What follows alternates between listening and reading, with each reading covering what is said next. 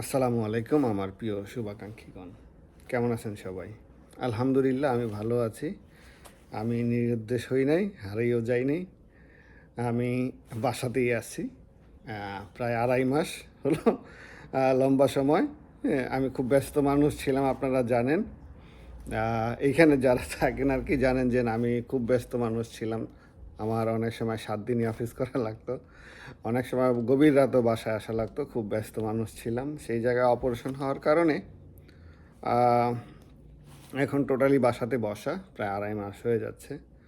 তো আমার অপারেশনটা অনেকে জানতে চেয়েছিলেন যে আমার আসলে কী হয়েছিল। আসলে আমার পায়ে একটা সার্জারি হয়েছিল। প্রায় ৫ ঘন্টা সময় লাগে সার্জারিটা করতে। আল্লাহর অশেষ মেহেরবানি, আমার ডাক্তার দুইটা খুবই ভালো ছিল, নার্ভের ডাক্তার এবং লিগামেন্টের ডাক্তার। ওরা দুইজনই খুব ভালো ডাক্তার ছিলেন। খুব যত্ন সহকারে আমার সার্জারিটা করেন। ওপেন হার্ট সার্জারি করতে এত সময় লাগে না, আমার পায়ের সার্জারিটা করতে যেই সময়টা লাগছে। তো আলহামদুলিল্লাহ এখন আমি ভালো আছি আর কি, সর্বকুলে সব কিছু মিলে।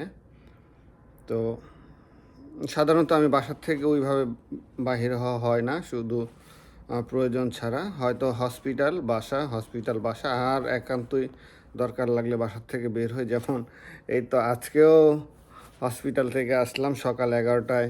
আমার ডাক্তার ছিল, 6টার দিকে আমি বাসায় আসছি। তো বুঝতেছেন যে সারা দিন হসপিটালে থাকা, এই যে বাসায় আসা যাওয়া, মন মানসিকতা একটু দুর্বল হয়ে গেছে। ২.৫ মাস যাবৎ যদি একটা মানুষ বাসায় থাকে, যে জায়গায় খুব সারাক্ষণই ব্যস্ত মানুষ ছিলাম, এখন টোটালি বাসায় বসা। দোয়া করবেন যেন এখন টুকটাক বাসার মধ্যে হাঁটাহাঁটি করি, আর একটু হঠাৎ করে একটু নিচে যাই। একটু হাঁটাহাঁটি করলে পা ফুলে ব্যথা করে।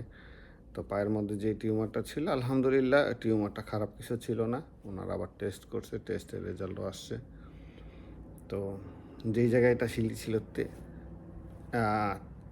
43টা শিলি ছিল শুধু উপরের অংশে, ভিতরের অংশ আবার শিলি ছিল। তো একটু ক্রিটিক্যাল ছিল সার্জারিটা। সব কিছু মিলে আলহামদুলিল্লাহ এখন ভালো।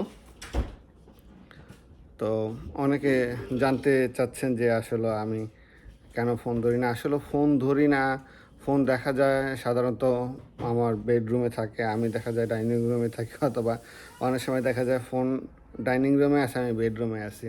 তো সারাক্ষণ বাসার মধ্যেই তো আসলে হয়তো টিভি দেখতেছি, এর জন্য দেরিতে হইলেও হয়তো আমি উত্তর দিই। আমি সবার কাছে ক্ষমা চেয়ে নিচ্ছি।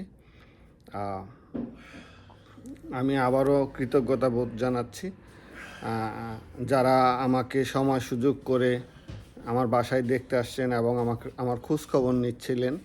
সবার কাছে আমি কৃতজ্ঞতা বোধ জানাচ্ছি। তো সবাই ভালো থাকবেন, সুস্থ থাকবেন, আমার জন্য দোয়া করবেন। আশা করি খুব দ্রুত সুস্থ হয়ে আপনাদের সঙ্গে আবার কাজ করতে পারবো।